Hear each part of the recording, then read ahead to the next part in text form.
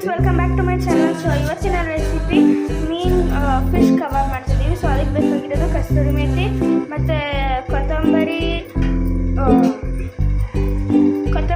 ಶುಂಠಿ, ಬೆಳ್ಳುಳ್ಳಿ ಮತ್ತು ಮೆಣಸಿನ್ಕಾಯಿ ಇಟ್ಕೊಂಡಿರೋಂಥ ಖಾರ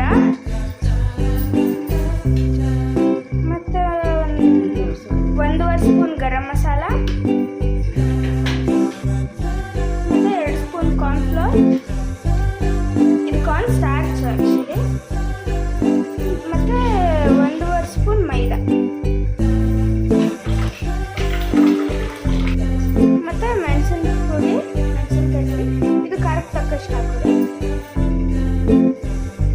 ಮತ್ತು ರುಚಿಗೆ ತಕ್ಕಷ್ಟು ಉಪ್ಪು ಮತ್ತು ಸ್ವಲ್ಪ ಎಣ್ಣೆ ಹಾಕೋಬೇಕು. ಮತ್ತು ಒಂಚೂರು ಸಣ್ಣಗೆ ಹೆಚ್ಚಿಟ್ಕೊಂಡಿರೋಂಥ ಕೊತ್ತಂಬರಿ ಮತ್ತು ಒಂದು ಮೊಟ್ಟೆ ಹಾಕೋತಿದ್ದೀವಿ.